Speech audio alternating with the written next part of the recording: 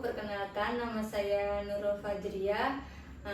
Saya pendamping PKH Kecamatan Babelan, Kabupaten Bekasi. Kali ini saya akan mempraktikkan cara simulasi pencegahan dan penanganan stunting bagi SDM Kesos Modul 2, yaitu permasalahan stunting. Selamat menyaksikan.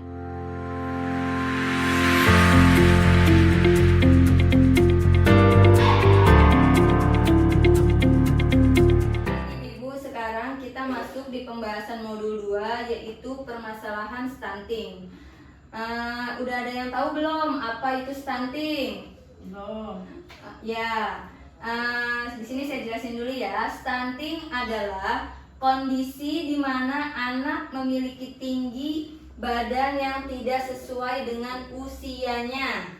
Jadi stunting itu kondisi di mana anak memiliki tinggi badan yang tidak sesuai dengan usianya. Stunting ini sering terjadi pada periode 1000 hari pertama kehidupan.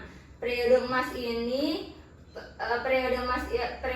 pertumbuhan dan perkembangan yang dimulai semenjak terbentuknya janin hingga anak berusia 2 tahun. Jadi Bu, di 1000 hari kehidupan anak-anak Ibu, nutrisinya harus benar-benar dijaga, gizinya harus benar-benar dijaga agar stunting ini bisa kita cegah gitu. Misalkan Bu Mis nih anaknya udah 2 tahun,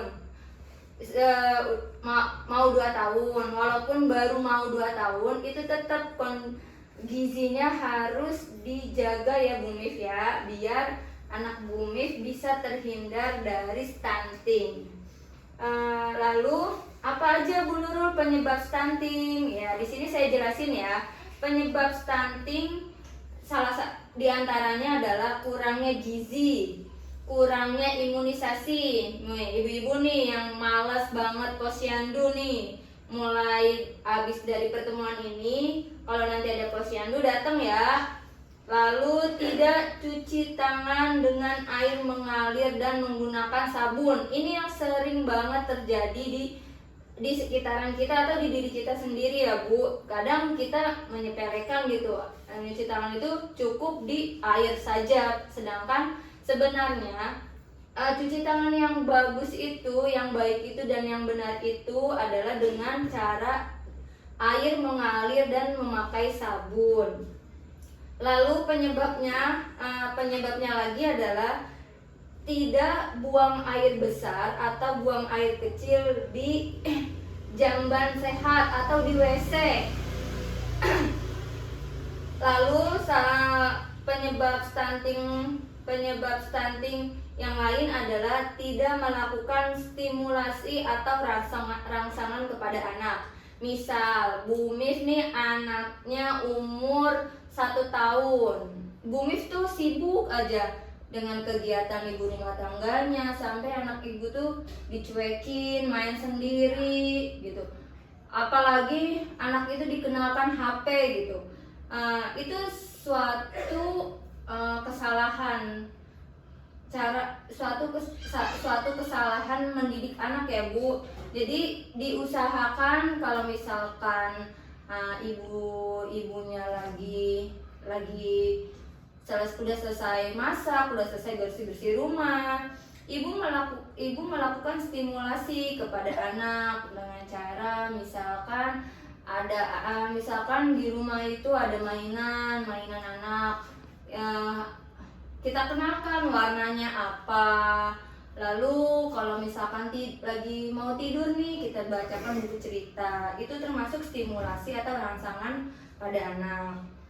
Penyebab stunting selanjutnya yaitu tidak datang ke posyandu atau layanan kesehatan. Nah, ini yang tadi nih sama kayak penyebab stunting yang kedua, kurangnya imunisasi.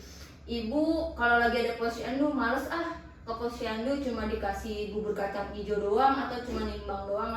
Padahal itu tuh suatu kegiatan yang penting untuk anak-anak kita gitu, apalagi untuk ibu yang punya anak yang masih di 1000 hari kehidupan. Itu harus rajin-rajin ke posyandu, harus datang ke posyandu ya Bu untuk memeriksakan bagaimana kondisi anak ibu, tumbuh kembangnya, pertumbuhannya gitu, biar terkontrol gitu. Misalkan posyandu bulan ini beratnya segini, posyandu bulan depan beratnya segini, itu kan bisa kelihatan. Tinggi badannya juga demikian. Lalu tadi kan udah saya jelasin stunting itu apa, terus penyebabnya apa. Nah sekarang saya mau memberi informasi tentang dampak stunting. Dampak stunting itu ada 3G namanya, yang kita kenal 3G, yang nanti Ibu hafalin ya: gagal tumbuh, gagal kembang, dan gangguan metabolisme. Kalau gagal tumbuh itu bagaimana? Gagal tumbuh itu misalkan berat badannya itu tidak sesuai dengan umur, atau berat badannya tidak sesuai dengan umur, tingginya juga tidak sesuai dengan umur gitu. Terus gagal tumbuh, lalu yang kedua ada gagal kembang. Kalau gagal kembang ini berkaitan dengan kondisi di mana anak mengalami keterlambatan atau tertahannya pertumbuhan fisik tubuhnya sehingga perkembangannya seringkali tidak normal. Umumnya kegagalan pada tumbuh kembang anak disebabkan oleh kebutuhan nutrisi dan stimulasi yang kurang memadai. Balik lagi ya Bu, tadi penyebab stunting adalah kurangnya stimulasi atau rangsangan, dan dampaknya juga jadinya anak itu gagal kembang gitu. Lalu yang ketiga gangguan metabolisme. Nah, gangguan metabolisme ini anak sering sakit, terus anak sering sakit, terus anak juga kena infeksi gitu.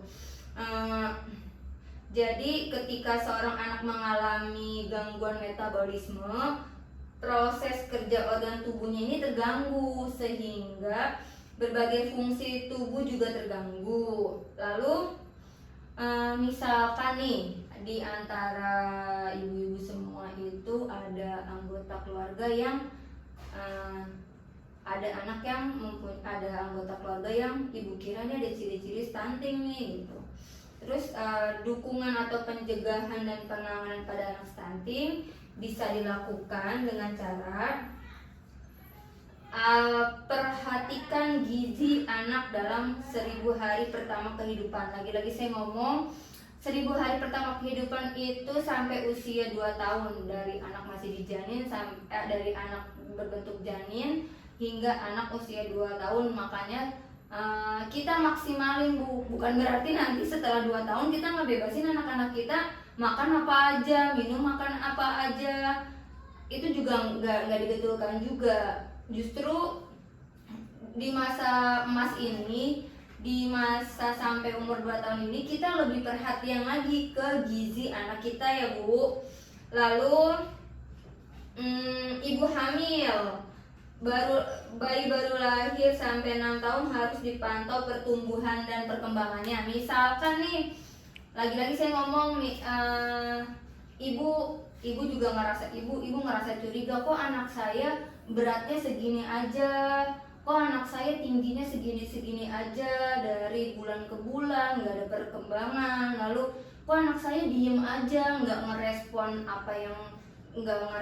ketika saya ajak bicara. Itu ibu harus waspadai dan ibu harus segera lapor ke bidan atau pendamping sosial.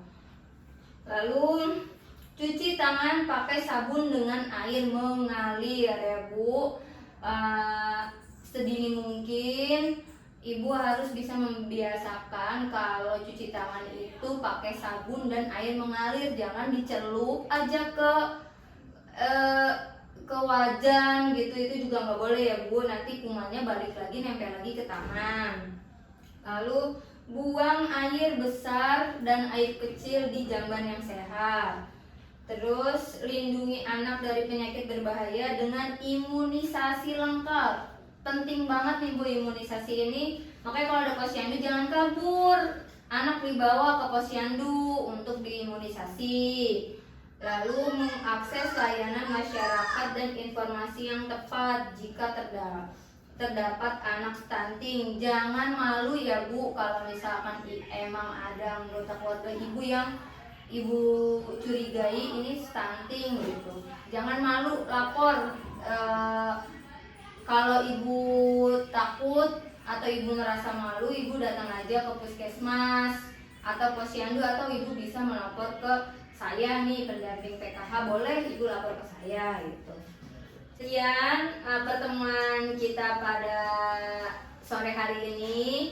Mudah-mudahan apa yang saya sampaikan bisa bermanfaat buat ibu-ibu semua. Jadi ingat ya Bu, stunting itu adalah kondisi di mana anak memiliki tinggi badan yang tidak sesuai dengan usianya. Lalu penyebab stunting tadi kurang gizi, kurang imunisasi, tidak cuci tangan dengan air mengalir dan memakai sabun. Lalu tidak BAK atau BAB di zaman yang sehat di WC ya Bu ya. Tidak melakukan stimulasi. Nah, dampaknya tadi apa Bu Mip? 3G ya Bu Mip. Gagal tumbuh, gagal kembang, dan gangguan metabolisme.